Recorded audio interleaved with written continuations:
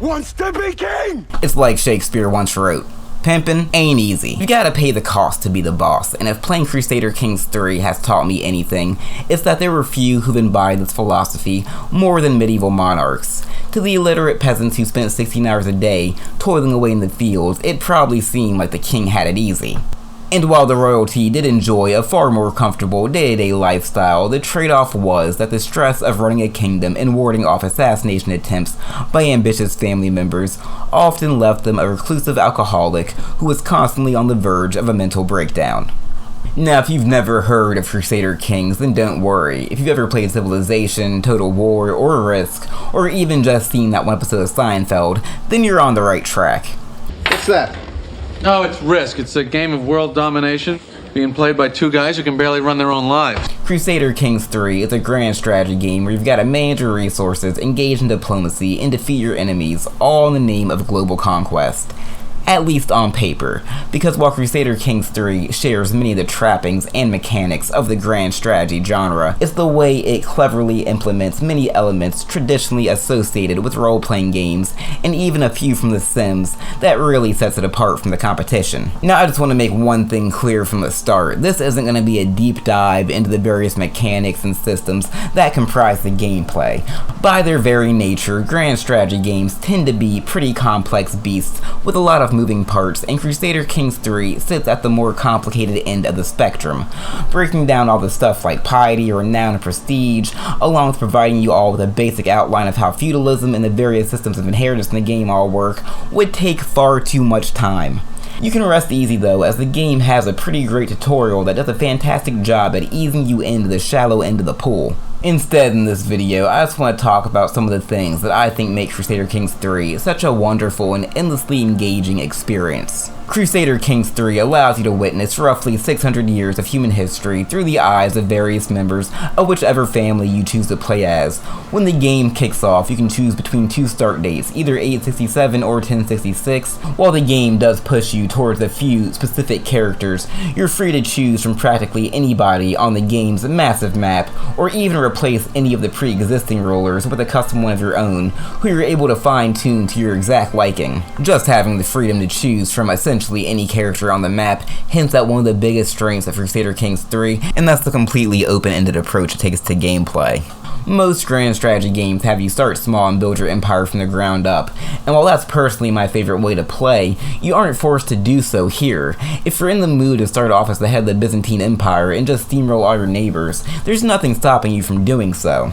And unlike most grand strategy games that task you with conquering X amount of territories by a certain date, you can't really win in Crusader Kings. Sure, you can paint the entire map, but even then the game will just keep going until you reach the end date of 1453. The ultimate end goal for any campaign is ultimately up to the player. If you want to spend the entire game as a faithful vassal who's loyal to the crown, it's a completely viable option, and it never feels like the game will punish you for going that route. Now, this could easily lead to the whole thing feeling a bit aimless, but there's a few things that keep this from happening.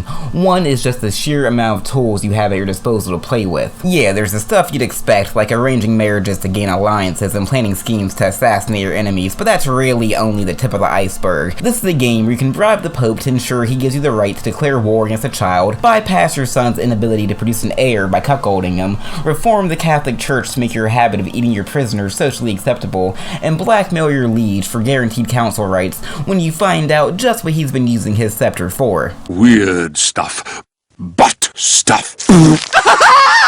It's also evident that developer Paradox clearly understands that history is really all about the people who shaped it.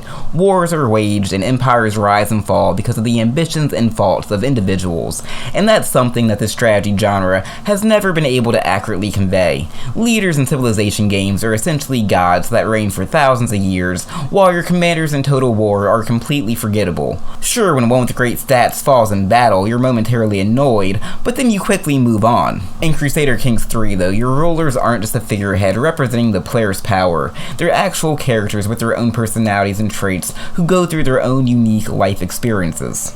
Maybe your lazy, gluttonous son wasn't exactly the heir you were hoping for, but when he loses his wife in childbirth, it's hard not to feel for the useless bastard.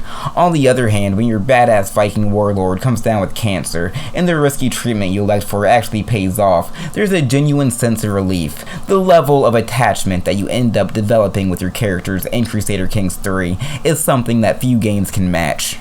But the real magic is the way that all of these seemingly disparate elements come together to generate an endless stream of compelling stories, and there's really no better way to illustrate this than to share one from one of my most recent games. In my Viking campaign that kicked off in 867, I started off as Ingvar, the chieftain of Thrandheimer. Seeking a powerful alliance, Ingvar decided to conquer his neighbor and proclaim himself Jarl, which improved his marriage prospects, allowing him to take the hand of the daughter of Afdan Vitserk, ensuring his offspring would be descendants of the legendary Ragnar Lothbrok. A few years later, while expanding his territory, Ingvar would be called upon by Vitserk to go to war against his brothers Ivar the Boneless and Sigurd Snake in the Eye, who were launching an invasion against them.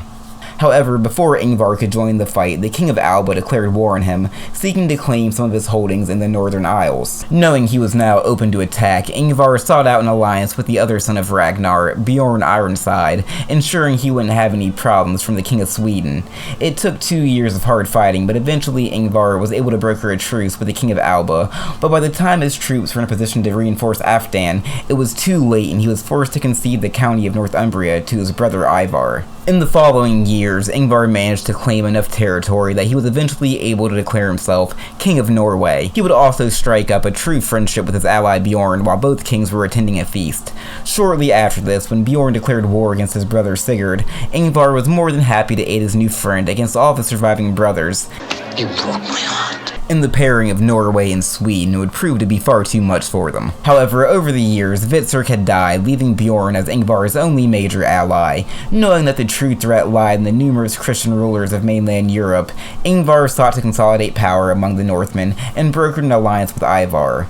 But distrustful of his younger brother, it didn't take long for Bjorn to declare war against him, and Ivar quickly requested aid from Ingvar. Not wishing to flake on his newest ally, Ingvar made the fateful decision to head to war against Bjorn. One of Bjorn's sons would end up falling during battle, and within a few months, the grief would lead the old king to drink himself to death. While Ingvar was deeply saddened at the loss of his friend, he also knew that it now meant that Sweden was ripe for the taking.